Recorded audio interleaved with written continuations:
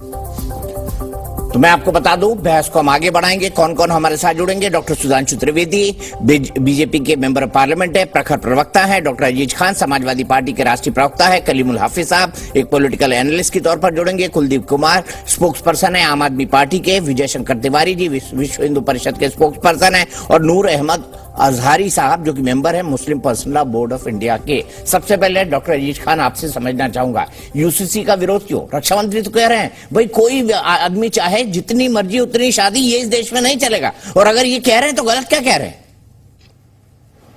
देखिए दीपक जी, यूसीसी को शादी से क्यों जोड़ रहे हैं? शादी सिर्फ मुसलमान करता है क्या? शादी क्या हिंदू नहीं करता है क्या? इसमें शादी और ब्याह का इशू नहीं है। आप एक शादी को एक पर्टिकुलर मजहब से क्यों जोड़ रहे हैं? तमाम ऐसे स्टेट है कि जहां पर 2 शादी अलाउ है, लोग करते हैं, गैर मुस्लिम भी करते हैं। सवाल शादी का नहीं है। सवाल इस बात का है कि इस मुल्क के संविधान ने यह हक दिया है कि आदमी धार्मिक तौर पे किसी को कैटेगराइज नहीं कर सकता।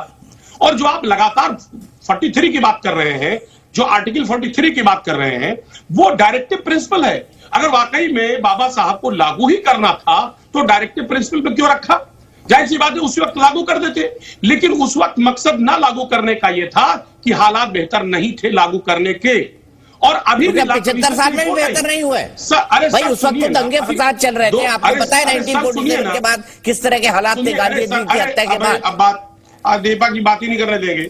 2018 में लॉ कमीशन ने यही कहा कि अभी बेहतर हालात नहीं है और इसकी जरूरत क्या। दूसरी बात, इसके दूसरे पहलू पे हम जाना चाहते हैं। इसी से मैं जानना चाहता हूं हमारे हिंदू भाई या मुसलमान भाई का फायदा क्या है? सवाल इस बात का फायदा नहीं है, सिर्फ ये ध्रुवीकरण कर करके अपनी कमियों को छिपाना चाहते हैं। जो 9 साल में नहीं कर पाए, तमाम बड़े बड़े वायदे किए थे, दावे किए थे और देश को गुमराह किया था, बड़े बड़े ख्वाब दिखाए थे, पूरा नहीं कर पाए, तो कहीं ना कहीं यूसीसी के आड़ में छिपना चाहते हैं। आज माननीय मोदी जी अपनी उपलब्धियों पर चुनाव क्यों नहीं लड़ते? क्यों नहीं कहते मैंने बुलेट ट्रेन चलाया इसलिए वोट दो?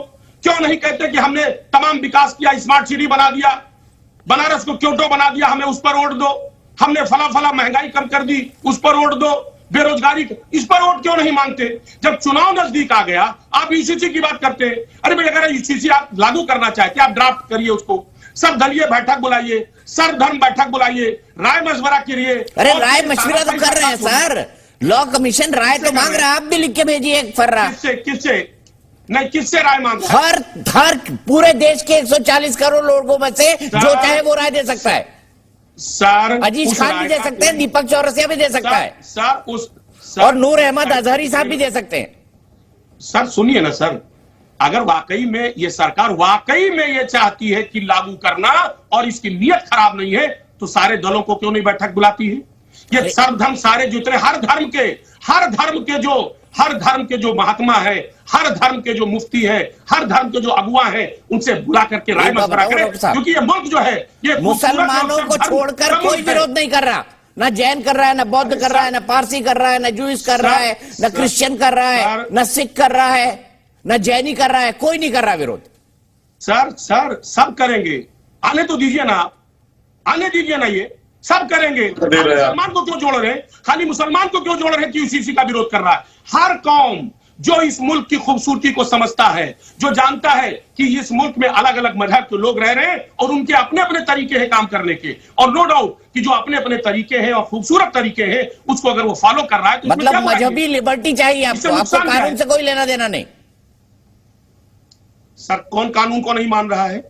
सब कानून को मान रहे हैं। तो बाकी कानून भी शरिया के कर देते हैं ना, आंख के बदले आंख, नाक के बदले नाक, कान के बदले कान, गर्दन के बदले गर्दन, वो भी शरिया के बना देते हैं। तब तो आप आईपीसी और सीआरपीसी बोलते हैं। देखिए दीपक जी, आप यूसीसी से नाक, कान और हाथ को क्यों जोड़ रहे हैं? अरे शरिया कानून चाहिए ना आपको?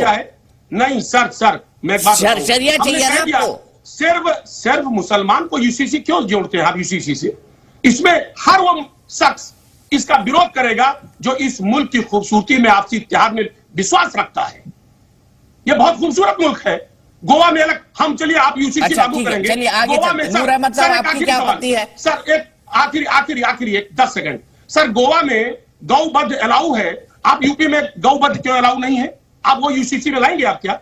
क्या बहुत सारे कानून अलग अलग स्टेट में अलग अलग तरीके से लागू है, हिमाचल में, नागालैंड में अरे और जिसको अरुणाचल प्रदेश स्पेशल में, क्या वो प्रोविजन मिले सारे उसको कानून तो बदले मिलते जाएंगे, रहेंगे। कैसे डॉक्टर होंगे? अजीज खान साहब, नूर अहमद अजहरी साहब, बताइए आपकी क्या आपत्ति है?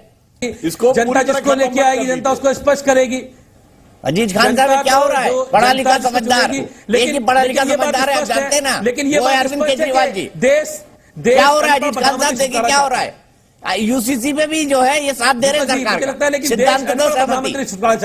देखिए क्या होगा विपक्षी एकता का सर? देखिए ऐसा है दीपक जी, इसमें कुलदीप जी गलत क्या कह रहे हैं कि अगर देश का प्रधानमंत्री पढ़ा लिखा हो, सुलझा हो, समझदार हो, अच्छा, ऐसा ना हो जो कानून वो IRS से हो या ऑस्ट्रेलिया से पढ़ के आया हो। सर सुनिए ना, अरे सर सुन तो ले आप सर, कि कानून इधर बनाए, उसको ये ना पता हो ये कानून बनाने लायक है या कानून बनाने लायक नहीं, ये बनाना चाहिए ठीक है, या नहीं सुधांशु जी बनाना मैं चाहिए। सीधे आपके पास आऊंगा। सर तो इसमें बुराई क्या है? सच तो यह है कि पढ़ा लिखा और समझदार हो, दूरदर्शी हो, जो देश के हित में सोचे। सही बात। लेकिन हमारे देश के जो प्रधानमंत्री, उनको देश से कोई लेना देना नहीं, वो तो सिर्फ अपना एजेंडा चलाते हैं। सिर्फ उनको चाहिए, प्रधानमंत्री होता ही इसलिए कि अपना एजेंडा चलाए भाई, जनता चुनती इसीलिए है। सुधांशु त्रिवेदी, वोट लेना।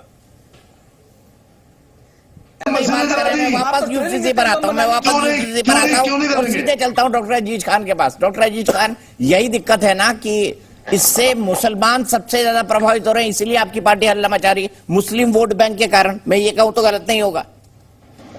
देखिए दीपक जी, मैं जो समझ पा रहा हूँ पूरे स्पीच में जो आपस में बहस हो रहा है, आप बार बार ये टारगेट कर रहे हैं साहब, मुसलमान 4 शादियों से घबरा रहा है कि नहीं करने को मिलेगा, तलाक हलाला। पहली बात तो हाला मुझे इस मुद्दे में जाना नहीं है, वो हमारा पार्टी लाइन दूसरा है, लेकिन फिर भी मैं अरे सुनिए ना सर, अरे सुनिए ना, बीइंग ए मुस्लिम मैं थोड़ा बताना चाहूंगा आपको। पहली बात तो हलाला मुस्लिम में है ही नहीं, पता नहीं कहां से आप लोग प्रचार प्रसार कर रहे हैं। दूसरी बात, तलाक के तरीके हैं, तलाक के कई तरीके हैं और वो अलग अलग है। मुझे लग रहा है उसमें बहुत बहस हो चुकी है। अननेसेसरी मुद्दे को इस रुख में मत मोड़ा जाए कि हलाला और तलाक और शादियों पे।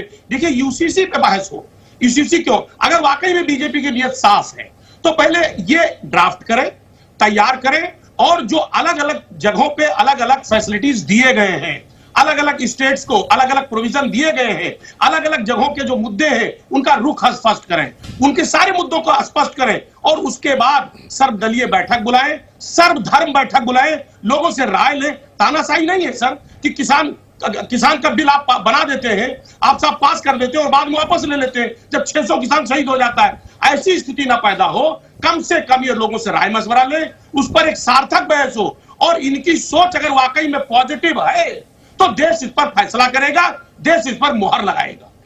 बताइए सुधांशु जी, राय मशवरा लेंगे आप? मैं यहीं पर रुकूंगा, यहीं पर रुकूंगा। अफसोस आज की बहस में मेरे पास इतना ही है।